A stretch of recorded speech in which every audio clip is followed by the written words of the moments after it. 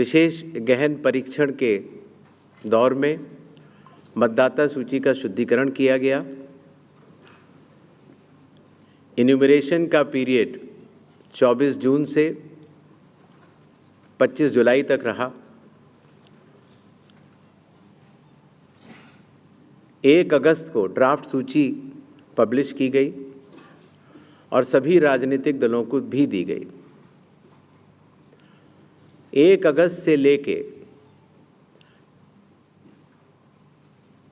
1 सितंबर तक claims and objections का period रहा, जिसमें जिसको भी, चाहे वो मतदाता हो, चाहे वो राजनीतिक दल हो, चाहे उनके बूथ लेवल एजेंट्स हों, उनको क्लेम्स एंड ऑब्जेक्शंस देने का भरपूर समय दिया गया। और उसके बाद पात्रता का परीक्षण हुआ और 30 सितंबर को फाइनल मतदाता सूची प्रकाशित कर दी गई। फाइनल मतदाता सूची भी सभी राजनीतिक दलों को दी जा चुकी है और अभी भी अगर उसमें कोई भी इलेक्टोरल रजिस्ट्रेशन ऑफिसर से कोई गलती रह गई हो तो उसके ऊपर जिला अधिकारी के पास अपील फाइल की जा सकती है। और साथ ही साथ किसी का नाम अगर छूट गया हो तो वो नॉमिनेशन के 10 दिन पहले तक जुड़वा सकता है। नॉमिनेशन समाप्त होने पर जो भी मतदाता सूची फाइनल होगी उस पर चुनाव होंगे और उसके उपरांत कोई भी नाम जोड़ा नहीं जा सकता। अभी हाल ही में चुनाव आयोग की पूरी टीम ने और हम तीनों चुनाव आयुक्त ने बिहार का दौरा किया और दौरा करने के बाद जो सारी चीज़ें समीक्षा के उपरांत आईं, उसके तहत ये निर्णय हुआ कि आज हम आपके समक्ष बिहार के सभी मतदाताओं के लिए, सभी राजनीतिक दलों के लिए चुनाव की तारीखों का ऐलान करें। बिहार में हम लोग सभी राजनीतिक दलों से मिले, सभी जिला collectors, SPs, IG, DIGs, DGP, chief secretary, divisional commissioners, enforcement agencies, सबके साथ सीएपीएफ्स के नोडल ऑफिसर्स, सबके साथ बैठकें हुई और आपके माध्यम से बिहार की जनता को चुनाव आयोग ये बतलाना चाहता है कि इस बार बिहार के चुनाव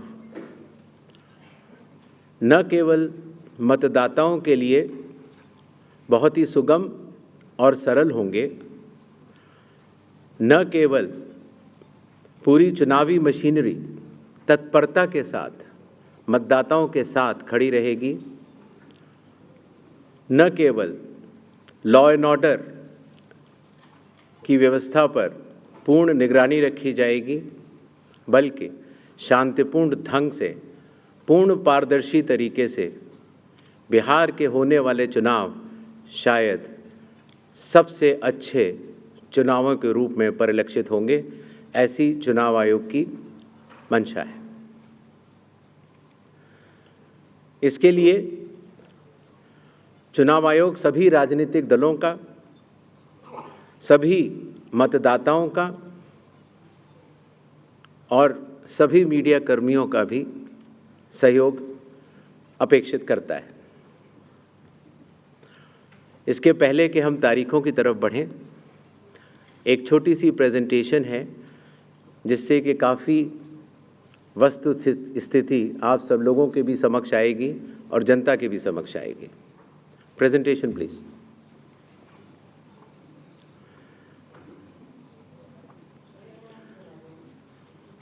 बिहार में कुल 243 विधानसभा क्षेत्र हैं। इसमें अनुसूचित जाति के लिए 38 और अनुसूचित जनजाति के लिए 2 रिजर्व्ड हैं। नेक्स्ट। एक ओवरव्यू अगर लिया जाए मतदाताओं का,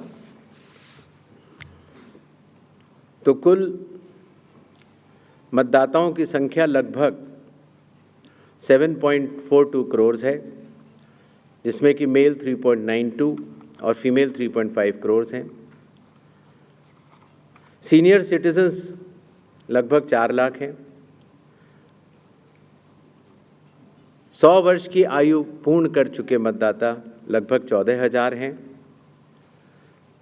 और फर्स्ट टाइम वोटर्स लगभग 14 लाख हैं। जैसा कि अब आप सबको विदित है, इस बार चुनाव आयोग ने मतदाताओं की सहूलियत के लिए, उनकी सुविधा के लिए हर मतदान केंद्र पर 1200 से ज़्यादा मतदाता न हो, ऐसा लक्ष्य रखा है। इसके चलते पोलिंग स्टेशंस की संख्या में वृद्धि हुई और अब बिहार में 90,712 पोलिंग स्टेशंस हैं। एवरेज वोटर्स पर पोलिंग स्टेशन लगभग 818। वुमेन मैनेज्ड 1044 और मॉडल पुलिस स्टेशन लगभग 1350। हर पोलिंग स्टेशन पर वेबकास्टिंग की व्यवस्था होगी, जिससे चुनावी प्रक्रिया के ऊपर वरिष्ठ अधिकारियों का पूरा निगरानी किया जा सके। बिहार में कुछ इंटरेस्टिंग चीज़ें भी हैं। दियारा रीजन में लगभग जो 250 पोलिंग स्टेशन हैं, वहाँ घोड़े से पेट्रोलिंग होती है और इसी तरीके से लगभग 197 पोलिंग स्टेशंस में नाव के ज़रिए पोलिंग पार्टीज जाती हैं।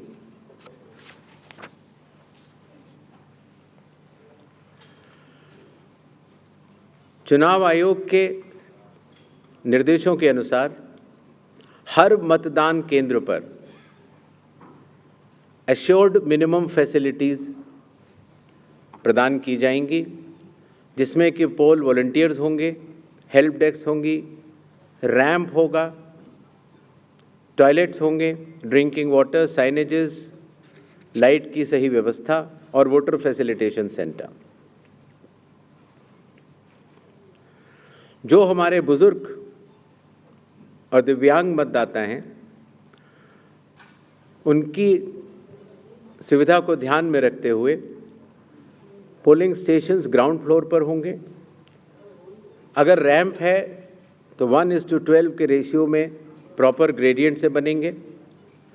वॉलंटियर्स भी रहेंगे, व्हील चेयर की फैसिलिटीज़ भी दी जाएगी और अगर इनमें से कोई भी 85 प्लस के उम्र के अगर लोग हैं या 40% से ज़्यादा जिनकी डिसेबिलिटी है, अगर वो चाहें तो फॉर्म 12D भर सकते हैं और उसके उपरांत उन्हें होम वोटिंग की सुविधा भी दी जाएगी।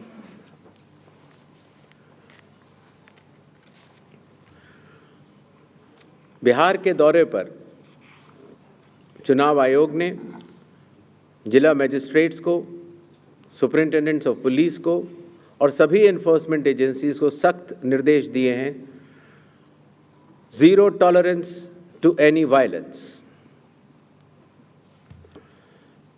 no scope for any kind of intimidation or threat to voters or candidates.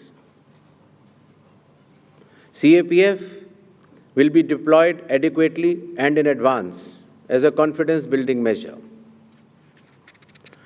All officers to act in absolutely impartial way and easily accessible to all the stakeholders. इसके बारे में मैं आपको बाद में भी बताऊंगा।